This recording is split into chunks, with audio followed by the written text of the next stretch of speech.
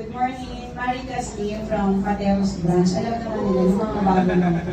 Okay, so good morning mga sis and sir. Ayan, TikTokers talaga. Yun po lagi ang sinasabi ko sa aking TikTok. And syempre, nung nalaman po ng mother ko na nag-TikTok na ako, actually, sabi niya, ano ginagawa mo? Pinunta na nga lahat yung produkto ko. Sabi ko, sige ma'am, ibigay mo lahat sa akin. Even kay Tita Mina, bigay mo lahat sa akin para ibenta namin. Anyway, natutuwa po ako kasi hindi ko din ina-expect yung pagpasok ko ulit. Kasi madami talagang nawala mga top sellers. Even my downlines is napunta na sa mga probinsya. So, kahit kausapin ko sa kanit sila, syempre na talaga sila sa mga probinsya. Ang other way ko na lang is kailangan kong gawa ng paraan. Ano ang kailangan kong gawin?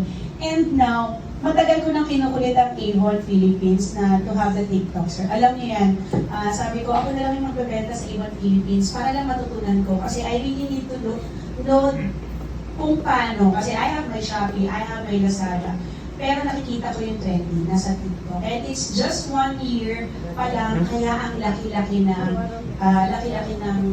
ang laki-laki ng ano natin, chance natin na makapasok. So, nung inaral ko siya, in just a matter of month, alam na sir yun, 500,000, then 2 months lang, 1 million na, and going and trending. So, kaya lagi ko din sinasabi doon, kung gusto nyo pong maging trending talaga, just look for the product na iti-trend nyo. Kayo na po mismo yung magti-trending, especially this lipstick, talagang magiging trending ang Hydromatic natin.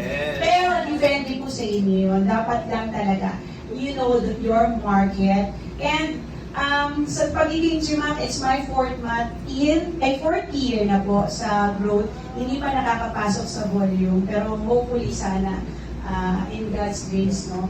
And I am with my husband. Siya po talaga ang utak ng Avon ko. So, pag may mga incentive, pag may mga promo, ano yung mga gagawin ko? Kasi pag handle pa lang po ng maraming tao, mahirap na. So, the poster, tulong-tulong po kaming pamilya doon. Kung nakita niyo yung mga videos ko, that's from my daughter. Kung nakita niyo po yung Shopee, Lazada, and TikTok ko, that's from my 15 years old daughter din. And kung nakita niyo yung mga 299, buy 2 take 1. Sa kanya naman po nanggagaling na. So the marketing is my husband. So talagang tulong-tulong po talaga ang pagiging GMAP. Maraming salamat po. Maraming salamat, Miss Tess and Mr. Mark.